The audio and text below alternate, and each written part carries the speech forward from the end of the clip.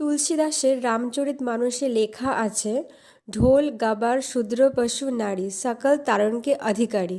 অর্থাৎ ঢোল গেয় শূদ্র পশু ও নারী এরা সকলেই তাড়নার যোগ্য। এখানে সরাসরি নারী ও শূদ্রকে পশু ও ঢোলের সাথে তুলনা করা হয়েছে। অনেকেই এটিকে জাতিভেদমূলক, নারী বিদ্বেষী এবং অপমানজনক বলে সমালোচনা করেন। আমি অনেক বড় বড় সন্ত মহাত্মা দেখেছি, যেমন প্রেমানন্দজি মহারাজ, ইসকনের প্রসিদ্ধ প্রবক্তা, অমোক লীলা প্রভু, নিউজ চ্যানেলের বড় বড় প্রবক্তা, যারা তারণ শব্দের অর্থ এক্সপ্লেন করে এই লাইনটিকে জাস্টিফাই, সঠিক প্রমাণ করার চেষ্টা করেছেন। তাদের সকলের বক্তব্য একটাই, এখানে তারণ শব্দের অর্থ শিক্ষা দেওয়া বা অন্য কিছু। এখানে নারী, পশু ও শূদ্র সম্বন্ধে কোনো বিরূপ বা অপমানজনক কথা বলা হয়নি। আমি ভালোভাবে বারংবার বিবেচনা করে চিন্তাভাবনা করে দেখেছি, তারণ শব্দের অর্থ যাই হোক না কেন, এখানে পশুর সাথে নারী ও শূদ্রের তুলনা করা হয়েছে, যেটা কোনোভাবেই গ্রহণযোগ্য নয়।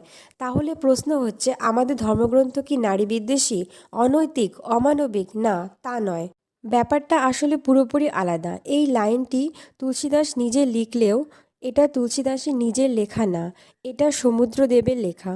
সমুদ্রদেব এখানে একটা নেগেটিভ চরিত্র। শ্রীরামচন্দ্র লঙ্কায় যাওয়ার জন্য সমুদ্র পার হতে চান। তিনি 3 দিন ধরে সমুদ্রদেবকে অনুরোধ করেন পথ দেওয়ার জন্য, কিন্তু কোনো সাড়া না পেয়ে শেষমেশ শ্রীরামচন্দ্র রাগ করে অস্ত্র তুলে নেন। তখন ভীত হয়ে সমুদ্রদেব সামনে এসে ক্ষমা চান এবং সেই অবস্থাতে এই কথাটি বলেন। অর্থাৎ এটি একটি নির্দিষ্ট পরিস্থিতিতে বলা সংলাপ, একজন ভীত, চাপের মধ্যে থাকা চরিত্রের বক্তব্য। তাই এটিকে সরাসরি ধর্মের মূল শিক্ষা বা কবির নিজের মতামত হিসেবে ধরা একেবারেই অনুচিত।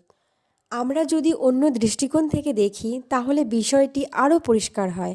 রামায়ণ বা মহাভারতে অনেক চরিত্র আছে, যেমন রাবণ, দুর্যোধন, শকুনি, যারা নানা সময়ে অন্যায়, কঠোর বা অধর্মপূর্ণ কথা বলেন। তাহলে কি তাদের সেই কথাগুলোই ধর্মের আসল শিক্ষা? নিশ্চয়ই নয়। এটা ঠিক যেমন কোনো সিনেমায় একজন খারাপ চরিত্র দুর্বল বা গরিব মানুষের উপর অত্যাচার করছে, তাহলে কি আমরা বলবো সিনেমাটি সেই অত্যাচারকে সমর্থন করছে? নিশ্চয়ই না। বরং সেখানে একটি গল্প দেখানো হচ্ছে, যেখানে ভালো মন্দ দুটো দিকই তুলে ধরা হয়। সমস্যা হয় তখনই যখন আমরা পুরো প্রেক্ষাপট না বুঝে একটি লাইন আলাদা করে বিচার করি।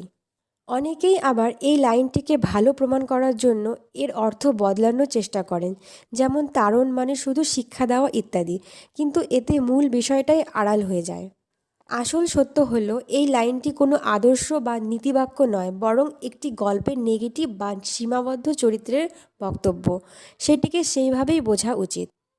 সবশেষে বলা যায়, আমাদের সমস্যাটা ধর্মে নয়, বরং বোঝার অভাবে।